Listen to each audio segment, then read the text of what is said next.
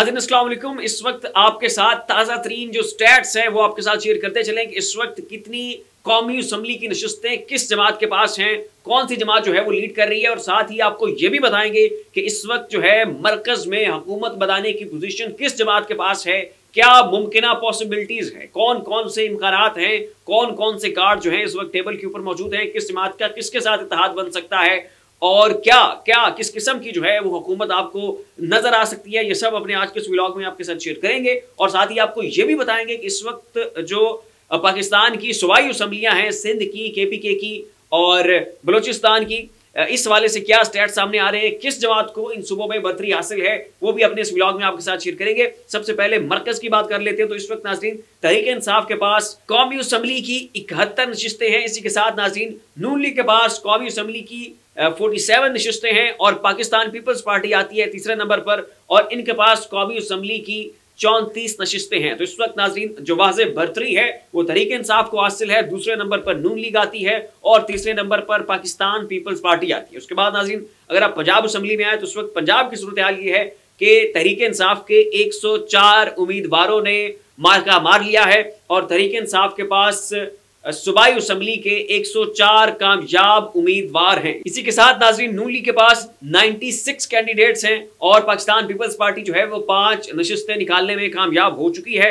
अगर आप नाज़रीन सिंध की तरफ आए तो सिंध में इस वक्त पीपल्स पार्टी जो है वो लीड कर रही है। इनके पास 75 नशिस्तें हैं, PTI के पास 6 नशिस्तें हैं और MQM के पास भी 6 नशिस्तें हैं। तो इस वक्त सिंध में जो है वो पीपल्स पार्टी लीड कर रही है। KPK की तरफ आए तो नाज़रीन KPK में तहरीक-ए-इंसाफ ने क्लीन स्वीप कर दिया है और यहाँ पर तहरीक-ए-इंसाफ के पास 76 नशिस्तें हैं, नून लीग के पास सिर्फ और सिर्फ 5 हैं और पीपल्स पार्टी 3 नशिस्तें निकालने में कामयाब हो चुकी है। तो KPK में तहरीक-ए-इंसाफ का क्लीन स्वीप है और पंजाब में भी इस वक्त तहरीक-ए-इंसाफ जो है वो लीड कर रही है। नून लीग को पंजाब में तहरीक-ए-इंसाफ ने पिछाड़ दिया है। इसी के साथ नाज़रीन बलोचिस्तान में जो है वो पीपल्स पार्टी 6 नशिस्तें निकालने में कामयाब हो चुकी है और नून लीग ने 5 नशिस्तें निकाली है। ये इस वक्त तक की इब्तदाई मालूमात है। तो अब आते हैं नाज़रीन मरकज की तरफ।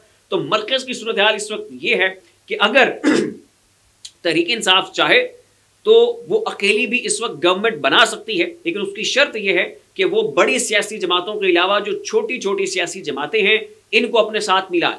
ठीक उसी तरह जैसे 2018 में तहरीक-ए-इंसाफ ने हुकूमत बनाई थी तो तहरीक-ए-इंसाफ के इस वक्त जो इनके पास आज़ाद कैंडिडेट्स हैं, अगर ये इनको छोड़कर नहीं जाते, अगर जरदारी अपना जादू नहीं चलाता, सिंध हाउस में बोलियां नहीं लगती, तो उस सूरत में तहरीक-ए-इंसाफ इस वक्त इस पोजीशन में है कि अपने ये जो बाकी छोटी छोटी सियासी जमातें हैं उनको साथ मिलाकर हुकूमत बना सकती है। ये है पहली पोजीशन। दूसरी सूरत हाल नाज़रीन ये है कि अगर तहरीक-ए-इंसाफ इन छोटी जमातों को साथ नहीं मिलाती तो अगर ये PP के साथ मिल जाए तो उस सूरत में भी तहरीक-ए-इंसाफ अपनी हुकूमत बना सकती है।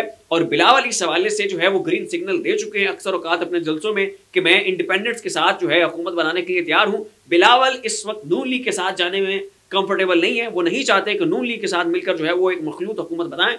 लेकिन नाज़रीन इस प्लान का जो है अमली जामा क्या ये प्लान पहन पाएगा उसका इम्कान बहुत कम है, क्योंकि तहरीक-ए-इंसाफ जो है वो किसी सूरत भी पीपल्स पार्टी के साथ नहीं जाएगी। तो उस वक्त तहरीक-ए-इंसाफ पीपल्स पार्टी के साथ मिलकर भी हुकूमत बना सकती है, तहरीक-ए-इंसाफ बाकी सियासी जमातों को मिलाकर भी हुकूमत बना सकती है, लेकिन बाकी सियासी जमातें छोटी वो तहरीक-ए-इंसाफ के साथ नहीं मिलेंगी, तहरीक-ए-इंसाफ जो है वो पीपल्स पार्टी के साथ नहीं मिलेगी। लिहाजा इस वक्त बहुत कम इस चीज़ का इम्कान है कि तहरीक-ए-इंसाफ जो है वो हुकूमत बना सके। अब ऐसे में जब पीपल्स पार्टी के पास और कोई ऑप्शन नहीं है कि पीपल्स पार्टी जो है उसके साथ तहरीक-ए-इंसाफ चलने को तैयार नहीं है, तहरीक-ए-इंसाफ ने कह दिया है कि हम बिलावल के साथ, नून लीग के साथ कभी भी मिलकर हुकूमत नहीं बनाएंगे, तो ऐसे में बिलावल के पास जो वाहिद ऑप्शन बचता है वो है नून लीग, और नून लीग और पीपल्स पार्टी जो है ये मिलकर हुकूमत बनाने की पोजीशन में आ सकते हैं। लेकिन उसमें भी जो है इन्हें जो बाकी छोटी छोटी सियासी जमातें हैं उनको साथ मिलाना पड़ेगा, तभी जाके जो है वो नून लीग और पीपल्स पार्टी जो है वो अपनी एक हुकूमत बनाने की पोजीशन में होंगे। तो ये है नाज़रीन इस वक्त नंबर गेम। तहरीक-ए-इंसाफ चाहे फिल-फोर अपनी हुकूमत बना सकती है, लेकिन तहरीक-ए-इंसाफ अपने असूलों के ऊपर समझौता नहीं करेंगे।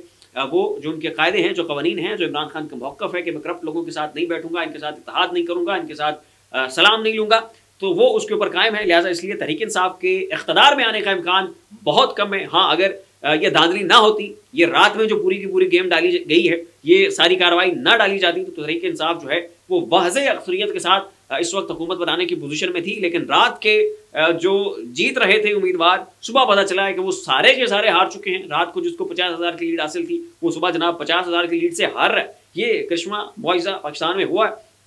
तो अब तहरीक इंसाफ हुकूमत बनाने की पोजीशन में अब भी आ सकती है इतनी बड़ी धांधली के बावजूद, लेकिन ये लूली लंगड़ी हुकूमत तहरीक इंसाफ लेगी नहीं और वो अपने उसूलों के ऊपर भी समझौता नहीं करेंगे। नून लीग और पीपल्स पार्टी जो है इस वक्त मिलकर एक हुकूमत बनाने की पोजीशन में है और 80% इसी चीज का इम्कान नजर आता है कि नून लीग और पीपल्स पार्टी मिलकर तहरीक इंसाफ के बंदे तोड़ के, इंडिपेंडेंट्स को खरीद के, सिंध हाउस में उनकी बोलियां लगा के फिर जो है ये एक हुकूमत बना दी जाएगी। तो फिलहाल के लिए नाज़रीन इतना ही। ऐसी मज़ीद अपडेट्स के लिए देखते रहिए आपका अपना चैनल ज़ाविया। अपना ख्याल रखिएगा। अल्लाह हाफिज़।